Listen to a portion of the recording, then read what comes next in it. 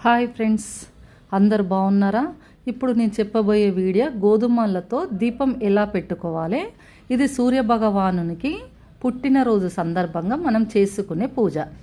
రథసప్తమి రోజు సూర్య భగవానుడు పుట్టినరోజు కాబట్టి మనం దీపాన్ని ఎలా వెలిగించుకోవాలా, దీపం వల్ల మనం వెలిగిస్తే ఎన్ని లాభాలు ఉంటాయి మనకు, దీనివల్ల మనం ఎలాంటి కర్మలను పోగొట్టుకోవచ్చు అనేది మీకు ఈ వీడియోలో చూపిస్తాను.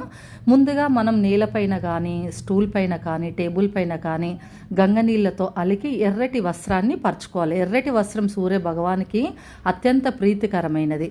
తర్వాత కండువా పెట్టుకోవాలి. తర్వాత దీనిలో ఇత్తడి పళ్ళెం కానీ, తర్వాత రాగి పళ్ళెం కానీ మన దగ్గర ఏది అందుబాటులో ఉంటుంది పెట్టుకోవచ్చు.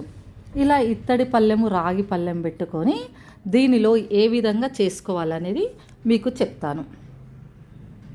దీన్ని గంధం మరియు కుంకుమ బొట్లతో మంచిగా అందంగా అలంకరించుకోవాలి. తర్వాత సూర్య భగవానుడికి ఇష్టమైనవి 7 జిల్లేడు ఆకులు.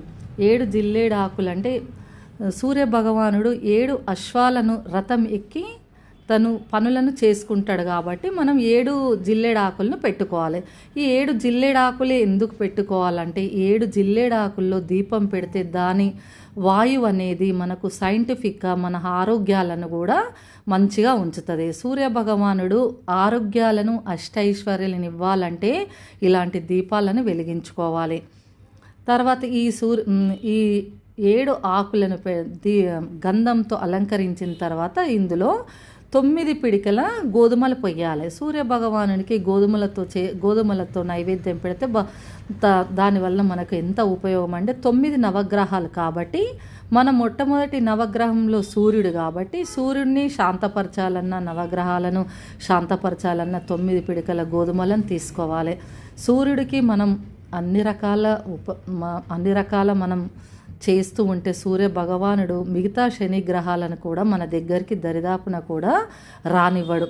ఇలా దీపం పెట్టుకొని మనం సంకల్పం చేసుకోవాలి. మనం ఏ విధంగా మన మనసులో ఉన్న కోరికలను మొక్కి సంకల్పం చేసుకోవాలి. ఎందుకంటే సూర్య భగవానుడు 8 అశ్వాలను తన రథం మీద తిరుగుతూ ఉంటే తన దశ దిశ నిర్దేశం చేస్తాడు. ఈ అశ్వాలని ఈరోజు రథసప్తం రోజు తన ఏ విధంగా భక్తులకు ఏ విధంగా అనుగ్రహించాలో ఆ రోజు మనం ఏ కోరికలు కావాలని కోరుకుంటామో అవన్నీ ఇవ్వడానికి సిద్ధంగా ఉంటాడు సూర్య భగవానుడు. సకల జగత్తుకు వెలుగునిచ్చే సూర్యుడు తన రథాన్ని ఎక్కి తన దిశా నిర్దేశాన్ని మార్చుకునే రోజే రథసప్తమి. ఇలాంటి శక్తివంతమైన రోజు మనం కొన్ని నియమాలను పాటిస్తే మన